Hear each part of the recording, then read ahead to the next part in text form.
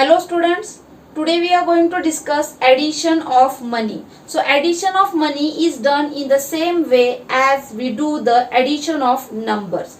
Just we have to regroup it into rupees and paise.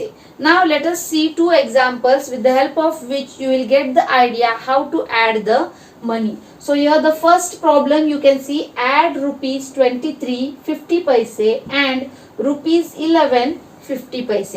Now let us solve this example. So the first amount is rupees 23 and 50 paise. As we know that rupees and paise is separated with the help of a dot. Then the second amount is rupees 11 50 paise. So now let us do the addition of these two. So first we will add the smaller unit, that is the paise. 0 plus 0 is 0. 5 plus 5 is 10. So we cannot write 10 over here. So we write 0 here and 1 is carry forward here.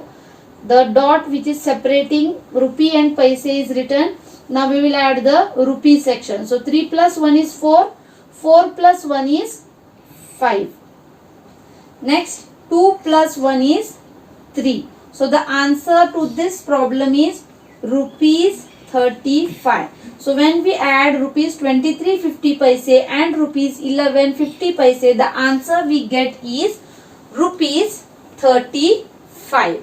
Now let us solve one more example. So here you can see, add 138 rupees 50 paise and 115 rupees 50 paise. So you can see the difference between the sum. So here what is done, the logo of rupees is used and here you can see rupees and paise is used as the unit. Both are correct. Now let us solve this sum. So now let us solve this sum using the logo of rupees which is written in the first sum. So let us solve it.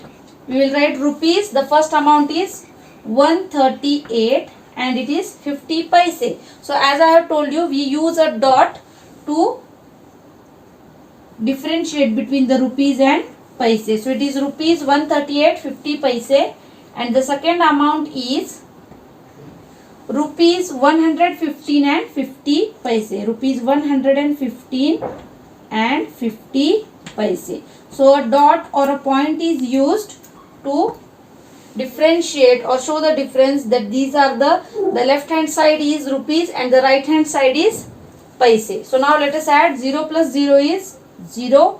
5 plus 5 is 10. So 1 is carry forward here. Here I will put the dot.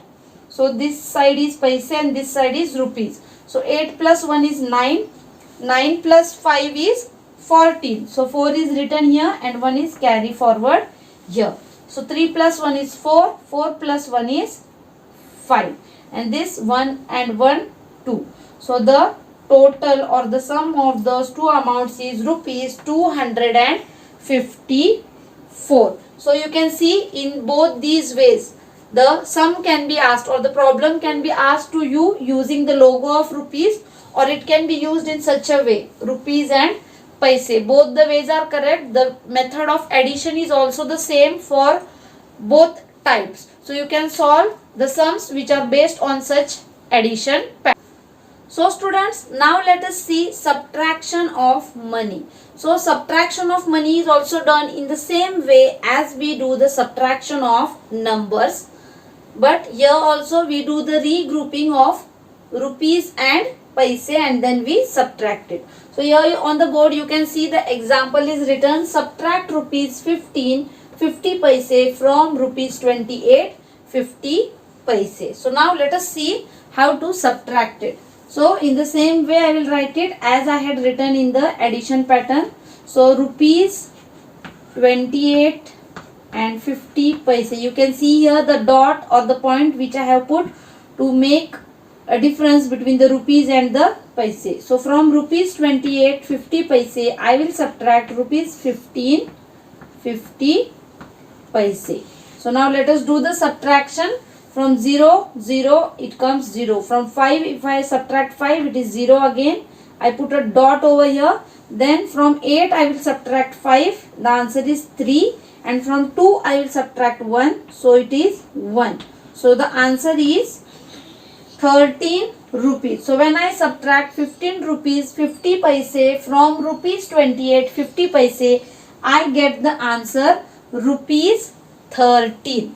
Here you can see the one more example, subtraction of money itself. Here the money is in 3 digits. So let us solve it. Subtract rupees 798 and 50 paise from rupees 925. So the amount which is bigger, it is given only in rupees. There is nothing in the column of paise. So let us see how to solve it.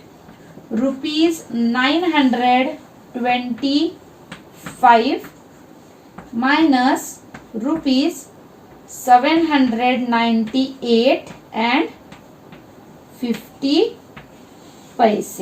Right, students? So you can see that I have written it in the 2 columns, that is rupees and paise.